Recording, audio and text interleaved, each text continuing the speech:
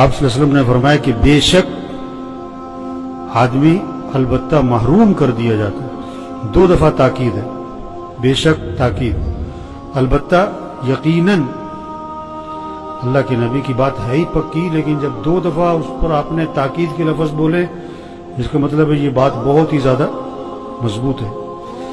آپ نے کہ بے شک آدمی البتہ محروم کر دیا جاتا ہے اس رزق کی وجہ سے، اس گناہ کی وجہ سے جو وہ کرتا ہے. کوئی رزق اس کو ملنا ہوتا ہے، کوئی خوشی، کوئی نعمت، کوئی انعام، کوئی فائدہ، کوئی نفع کی چیز، لیکن یہ کوئی گناہ کر بیٹھتا ہے، اس گناہ کی وجہ سے اس رزق سے وہ کیا کر دیا جاتا ہے؟ محروم کر دیا. جیسے باپ نے نیت کی کہ بیٹے کو میں یہ چیز دوں گا، اس کے بعد بیٹے کی کوئی غلطی باپ کے سامنے آ گئی، اس نے کہا نہیں دینا. ہوتا ہے کہ نہیں ہوتا؟ کسی کمپنی میں ایک آدمی ملازمت کرتا ہے، کمپنی والوں نے اس کی ترقی کا سوچا ہوتا ہے، لیکن اس کی کوئی غلطی پکڑی جاتی ہے تو اس کی ترقی پھر کیا ہوتی ہے؟ روک دی جاتی ہے.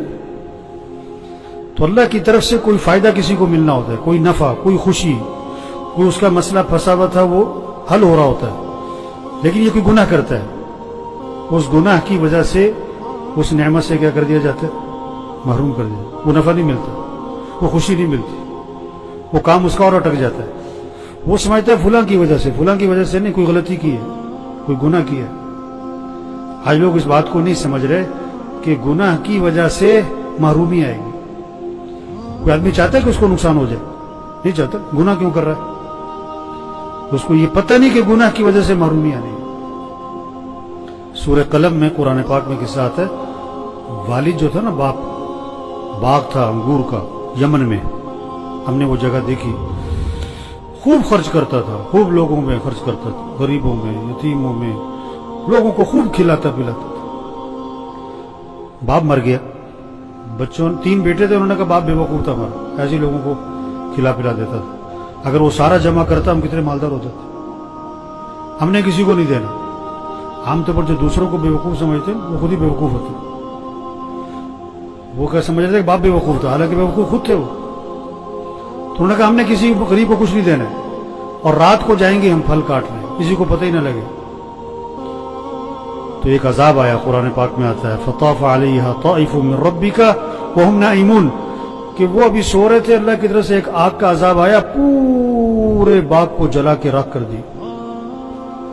جب وہاں پہنچے تو انہیں باغ نظر ہی نہیں آیا. وہ سمجھے راستہ بھول گئے، دائیں بائیں ہو کے دیکھا، انہوں نے کہا نہیں راستہ نہیں بھولے، اللہ کا عذاب آیا.